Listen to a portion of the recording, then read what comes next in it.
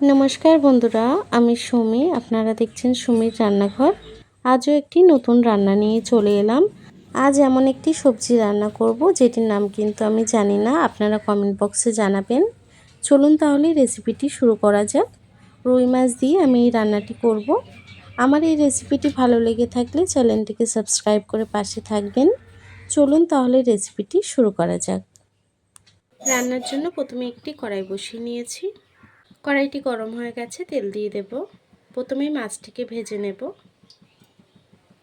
তেলটি কিন্তু গরম হয়ে গেছে, এখন আমি মাছটি ভেজে নেব। আগে থেকে নুন হলুদ মাখিয়ে রেখেছি।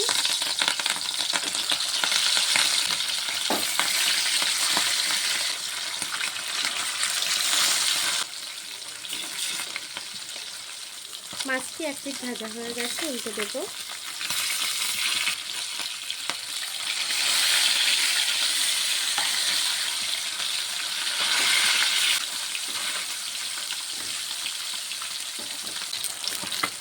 মাছটি ভাজা হয়ে গেছে, নামিয়ে নেব।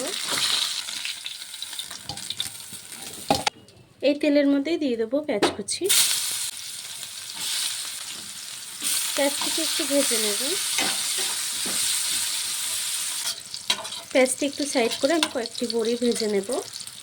বড়িটিকে আগেই ভেজে তুলে নিতে হতো, আমার খেয়াল ছিল না। কয়েকটি বড়ি আমি এই সাইডে ভেজে নেব। বড়িগুলি লাল লাল করে ভাজা হয়ে গেছে, নামিয়ে নেব।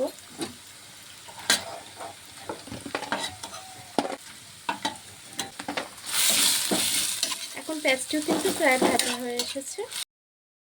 আমি মশলাটি দিয়ে দেব। আদা রসুন জিরে আর কাঁচা লঙ্কা একসঙ্গে বেটে নিয়েছি, সেটা দিয়ে দিলাম।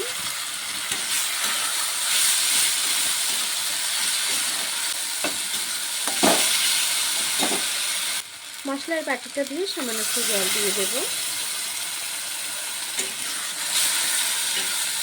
মশলাটি একটু নেড়ে চেড়ে নিয়েছি, এখন বাকি গুঁড়ো মশলাটি দিয়ে দেব। দিয়ে দেবো নুন, দিয়ে দেবো কাশ্মীরি লঙ্কার গুঁড়ো, দিয়ে দেবো হলুদ গুঁড়ো। আমি আগেই কাঁচা লঙ্কা মশলার মধ্যে দিয়েছি, তার জন্য ঝালটা দিলাম না। আপনারা সেটা একটু ঝাল লঙ্কার গুঁড়োও দিতে পারেন।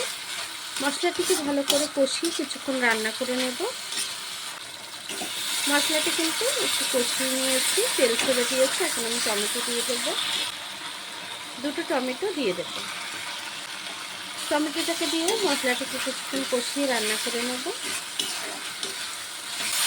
মশলাটি কষানো হয়ে গেছে, এখন সবজিটি দিয়ে দেব।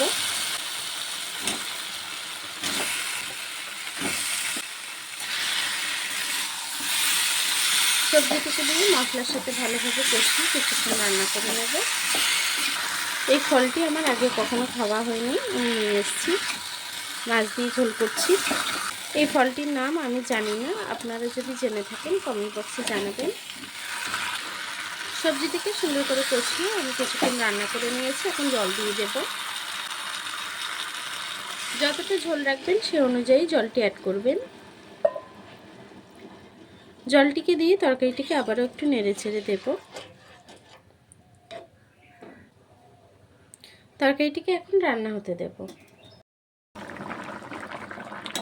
দেখুন বন্ধুরা, তরকারির ঝোলটি ফুটে গেছে, অনেকটা ঝোল টেনেও এসছে। এখন আমি বড়ি আর মাছটি দিয়ে দেব।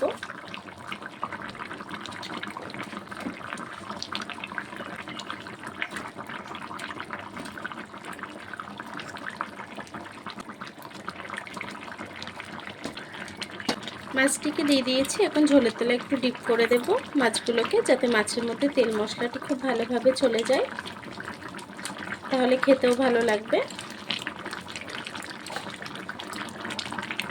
এখন ওপর থেকে কিছুটা ধনেপাতা দিয়ে দেব।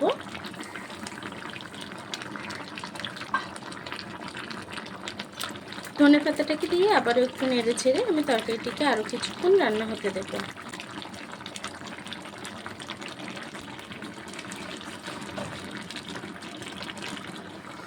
দেখুন বন্ধুরা, তরকারিটি হয়ে গেছে। এখন আমি গ্যাসটি বন্ধ করে দেব।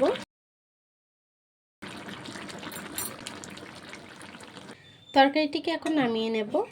আমার এই রান্নাগুলি আপনাদের কেমন লাগে কমেন্ট বক্সে জানাতে ভুলবেন না। আপনারা পাশে না থাকলে কিন্তু ইউটিউবের জার্নিতে এগোনো একদমই সম্ভব নয়। দেখুন বন্ধুরা, আমার রান্নাটি কিন্তু হয়ে গেছে। আমার এই রান্নাটি কেমন হয়েছে কমেন্ট বক্সে জানাবেন। রেসিপি ভালো লেগে থাকলে আমার চ্যানেলটিকে সাবস্ক্রাইব করে পাশে থাকবেন। আর এতক্ষণ ধরে রেসিপিটি দেখার জন্য আপনাদেরকে অসংখ্য